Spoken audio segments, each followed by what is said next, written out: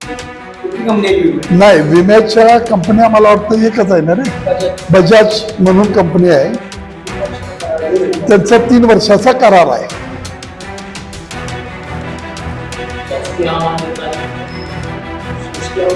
शासनाने त्यांना उभं करायला सांगितलेलं आहे.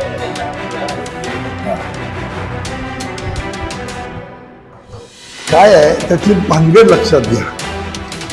ज्या ठिकाणी कमी शेतकरी आहेत तिथं दिलं जातं. नमस्कार.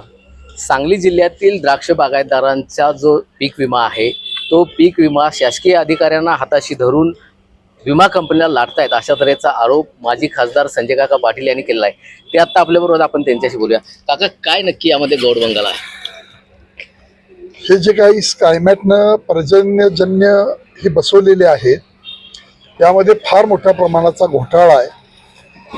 यामध्ये विमा कंपनी या स्कायमॅटला मॅनेज करते असा आमचा आरोप आहे. शेतकऱ्यांना मिळणारी जी विम्याचे पैसे आहेत ते ज्या ठिकाणी 15, 20, 25, 30 लोकांनी भरलेला आहे त्या ठिकाणी दिले जातात आणि ज्या ठिकाणी खऱ्या अर्थानं शेतकरी जास्त आहेत, मोठ्या प्रमाणामध्ये द्राक्ष बागा आहेत, तिथं मात्र कायम फसवण्याची भूमिका दिसून येते.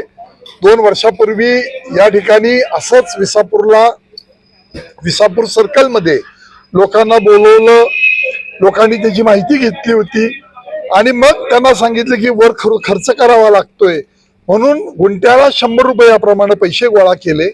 ती रक्कम माझ्या माहितीप्रमाणे 20-1 लाखाच्या घरात होती आणि मग त्यातनं काही जिल्हा परिषदचे पदाधिकारी म्हणून होता त्या मंडळींनी एक गाडी प्रदान कार्यक्रम घेतला. पुन्हा राहिलेले पैसे ठेवले का वर दिले, कुणी घेतले, काय केलं याच्या बाबतीत अद्याप तपशील नाही. आता सुद्धा आपण पाहिलं तर 22 तारखेला 59.8 असा रिपोर्ट तिथल्या शेतकऱ्यांनी माहिती असलेल्या मुलांनी काढलेला आहे. 5 तारखेला कृषी सहाय्यकांनी काढलाय, त्यामध्ये तफावत आहे आणि याप्रमाणे शेतकऱ्यांची फसवणूक करण्याची भूमिका येते. मी जिल्ह्यामधल्या सगळ्या वेदर स्टेशनवर द्राक्ष बाग आहे, फळबागांना विमा आहे, अन्नधान्याच्या बाबतीमधला विमा आहे, कोरडवाहू पिकांना विमा आहे. मोदी साहेबांनी ही स्कीम केली की त्या शेतकऱ्याला त्याचा दिलासा मिळावा, शेतकऱ्यांनी थोडे पैसे घ्यावेत आणि 80% केंद्र सरकार आणि महाराष्ट्र सरकारने भरावेत. अशा पद्धतीनं शेतकऱ्यांना मोठा दिलासा देण्याचं काम या योजनेच्या माध्यमातून केलेलं जातं.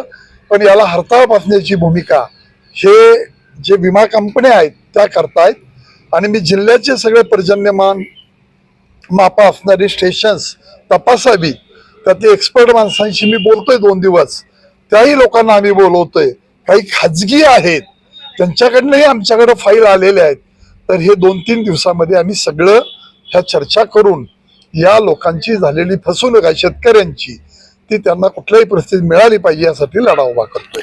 या संबंध याच्यामध्ये शासकीय अधिकाऱ्यांचा कितपत सहभाग जाणवतो? शासकीय अधिकारी तिथं कृषी सहाय्यक आहेत, तिथं तालुका कृषी अधिकारी आहेत, पंचायत समितीचे कृषी अधिकारी आहेत, पण हे सगळं येतं ते गव्हर्नमेंटच्या ह्यांच्याकडे येतं, कृषी विभागाकडे येतं. म्हणून त्या विभागाचे मंत्री त्यांना आम्ही भेटलो, सगळी प्रमुख मंडळी गेलो.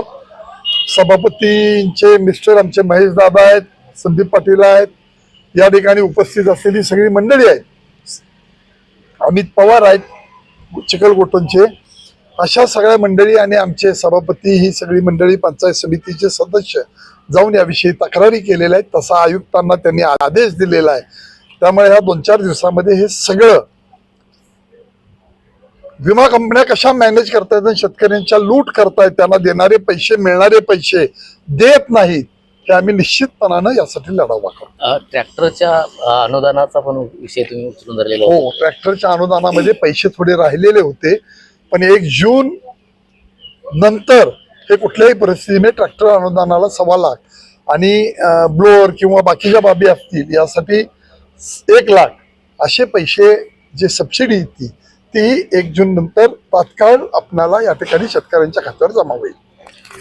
नक्कीच या निमित्तानं विमा कंपन्या मॅनेज करून शेतकऱ्यांना कसं वेठीस धरतात हे यातून उघड होतंय आणि या विरोधामध्ये नक्कीच आवाज उठवलेला आहे संजय काका पाटील यांनी आणि राज्याचे जे कृषी मंत्री आहेत त्यांच्याशी संपर्क साधून या संदर्भात त्यांनी तक्रार केलेली आहे आणि येत्या 4-8 दिवसांमध्ये या संदर्भामध्ये नक्की भूमिका किंवा नक्की कार्यवाही काय होणार आहे हे स्पष्ट होणार आहे.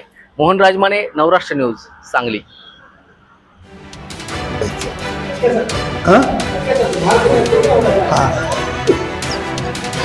आणि जिथं जास्त आहे तिथे मॅनेज करावी अशी शिडी चाललेली आहे त्यांची. आणि या सगळ्या प्रकरणामध्ये कृषी मंत्र्यांची, आयुक्तांची माणसं बोलवू, पण ह्यामध्ये तज्ञ माणसं जी आहेत, काही शेतकऱ्यांच्या मुलांनी याच्यातली पीक केलेली ती गव्हर्नमेंटची आणि या स्कायमेटची सगळी माणसं एकाच वेळेला बोलवून ह्या सगळ्या तपासण्या करायला लावणार आहे आम्ही.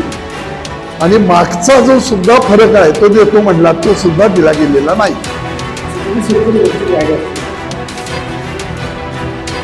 साधारण 2-3 सर्कलचं जरी धरलं याळावी आणि विसापूर, थोडा मांजर्डे, सावळज, मणे, राजवाडी, तर माझ्या वायफळे माझ्या माहितीप्रमाणे आता ते सगळे क्रिएट केलेले काय झालंय तिथल्या, तर एक साधारण किती 10-12 हजार शेतकरी असतील, 12-13 सगळे मिळून तालुक्यात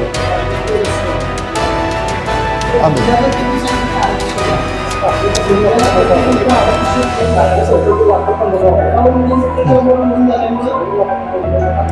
हा, पण शेतकरी 10-12 हजार आहे, 12 हजार.